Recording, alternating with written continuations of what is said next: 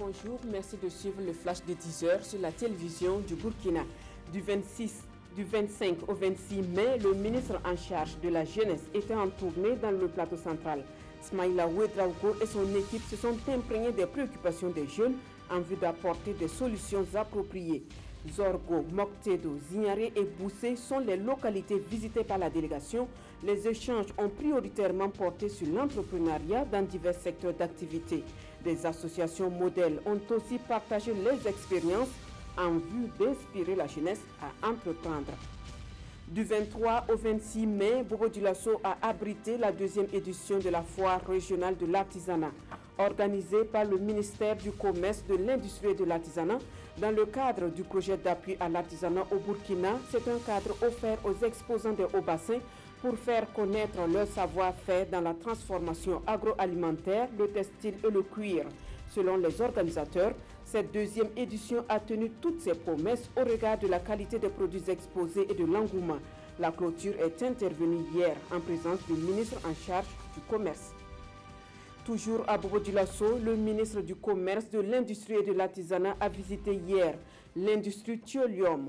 Thiolium est installé à Samangan sur l'axe Bobo Dioulasso-Orodara. C'est une unité industrielle qui évolue dans le domaine de la production de boissons.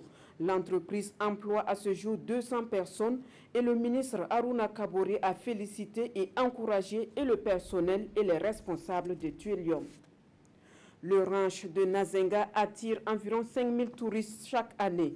Premier ranch de l'Afrique de l'Ouest, il vient d'accueillir de nouvelles infrastructures.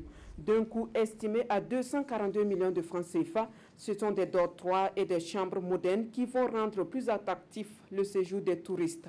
Cette réalisation entre dans le cadre du deuxième programme national de gestion du terroir, phase 3.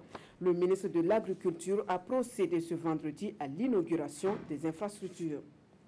Hors de chez nous, une rencontre surprise a eu lieu entre les présidents nord et sud-coréens ce samedi. Une rencontre qui a duré 2 heures et qui avait pour menu l'actualité du dossier du nucléaire nord-coréen qui connaît plusieurs rebondissements.